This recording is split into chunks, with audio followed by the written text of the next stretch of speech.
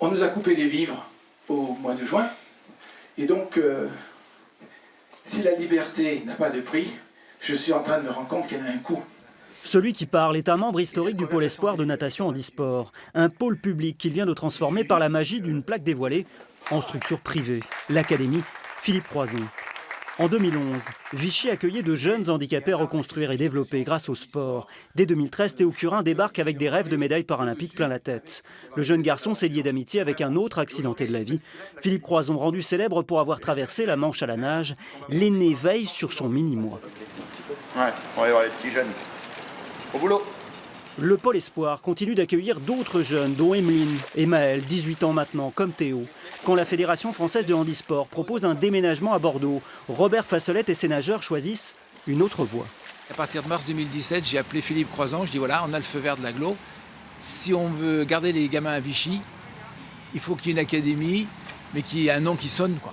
Parce que moi, je ne vais pas pouvoir aller chercher l'argent, mais Philippe Croizon, il n'a pas de main, mais quand il frappe à une porte, on lui ouvre. Et donc, c'est ce qui s'est passé. Nous, l'histoire qu'on a vendue, si je peux me permettre de dire ça, c'est de dire, regardez, on a des jeunes, on en a 6. On a 6 jeunes qui veulent aller aux Jeux paralympiques, qui veulent représenter la France. Et le fait que votre entreprise vienne les aider, c'est une force supplémentaire. Vous leur accordez leur confiance. Vous leur accordez la confiance qu'ils méritent. Et c'est ça l'énergie. Et donc, si d'autres personnes veulent créer une académie, c'est juste ça qu'il faut réaliser. Parmi les 6 actuels pensionnaires, 3, Emeline, Maël et Théo, sont en équipe de France.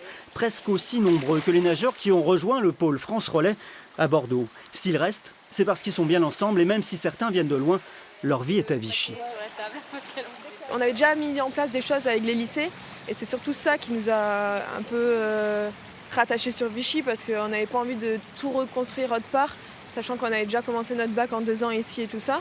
Et puis de partir de Vichy juste avant les Jeux, donc à 2 ans des Jeux, on n'avait pas forcément envie de changer de structure pour retrouver de nouvelles habitudes et tout ça. C'est surtout ça qui nous a fait rester sur Vichy. On a 2 fois plus de temps pour bosser, 2 fois plus de temps pour faire nos devoirs après les entraînements, qu'avant on n'avait pas trop le temps de bosser. Enfin, il fallait faire un choix où c'était l'entraînement, où c'était les cours. Donc il y avait forcément un moment donné où il fallait faire un choix, que là maintenant on a vraiment le temps de bosser sérieusement, que ce soit scolairement, sportivement, mais aussi vivre comme les adolescents de notre âge. L'avenir de l'Académie est sécurisé pour au moins 3 ans, avec un budget annuel annoncé à 150 000 €.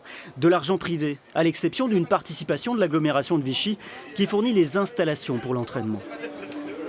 Le fait de pouvoir conserver ces jeunes qui, pour nous, maintenant font partie du paysage, d'une certaine manière défendent les couleurs de notre territoire, c'est extrêmement intéressant. Bien sûr, j'espère qu'au-delà de ces jeunes et quand ils auront eu des résultats et qu'ils changeront de vie, on aura d'autres jeunes et qu'on pourra, avec cette académie, implanter d'autres sports d'ailleurs que la natation. Un rameur vient de rejoindre les 5 nageurs. La Fédération handisport estime pour le moment que cette académie est une offre complémentaire à ce qu'elle propose. Mais la nouvelle structure privée entend bien continuer d'exister après les Jeux paralympiques de Tokyo et se projette déjà sur Paris 2024.